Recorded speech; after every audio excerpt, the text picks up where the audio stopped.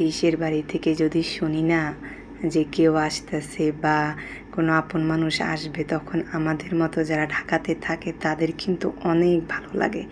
মানে নিজের মনের ভিতরে কী রকম জানি খুশি খুশি লাগে যে আসতেছে, অনেক দিন পর দেখা হবে, তারপর দেশের কিছু টুকটাক জিনিস নিয়ে আসবো, ওইটা খেতেও তো ভীষণ মজা। আর যদি মানে ভাই বোন আসে তাহলে তো মার হাতের কত কিছু নিয়ে আসে। তো যাই হোক, আসসালামু আলাইকুম, আপনারা সবাই কেমন আছেন? আমি তো আলহামদুলিল্লাহ ভালোই আছি। তো এই দেখতেছেন আমি শুটকি দিয়ে আজকে বেগুন রান্না করব, মানে বেগুনের ভিতরে আলু টল না, শুধু বেগুনই রান্না করব শুটকি দিয়া। কারণ এইটা আমার বেশ পছন্দ, মানে মাছ মাংস হইলে ছাড়াও আমার এইটা খাইতে বেশি ভালো লাগে। মাছ মাংস থাকলেও যদি এইটা থাকে না, আমার এটাতেই চলে যায়।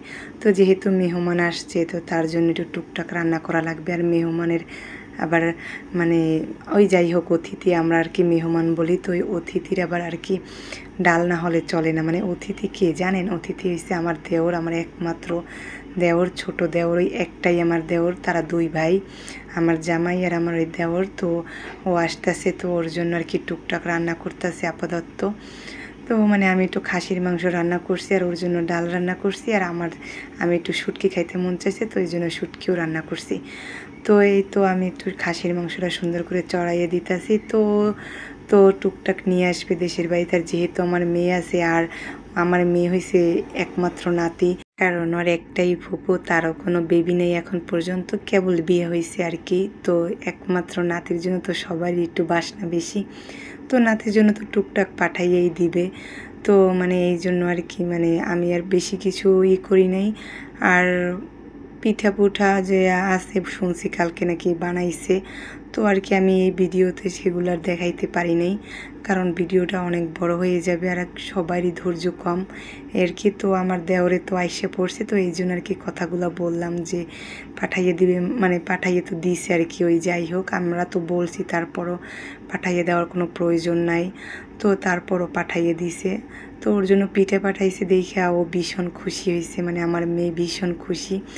তো আবার মানে পাঠাইছে পর ওর চাচু আসছে পর, আবার দেশের বাড়ি থেকে ওর দাদি ফোন দিয়ে বলে পিঠে কি খাইতে পারবে চাবাইয়া? তা আমি বলি আপনার নাতি পাকনা আছে, সে খাইতে পারবে, তার দাঁত আছে, সে সবসময় সব জিনিস চাবাইয়েই খায় আলহামদুলিল্লাহ। তো যাই হোক, আমার কথার ফাঁকে ফাঁকে সুন্দর মাংসটাও কষা হয়ে গেছে, মানে আমি মাংসটাও প্রায় কষাইতে মানে কষানোর পর একটু ঝোল দিয়ে দিছি, মানে এরকম বারবার আমি 5-6 বার কষাবো, কারণ আমি মাংস রান্না করলে অনেকবারই কষাই, কারণ আমার কষাইলে ওই মাংসটা খেতে অনেক ভালো লাগে।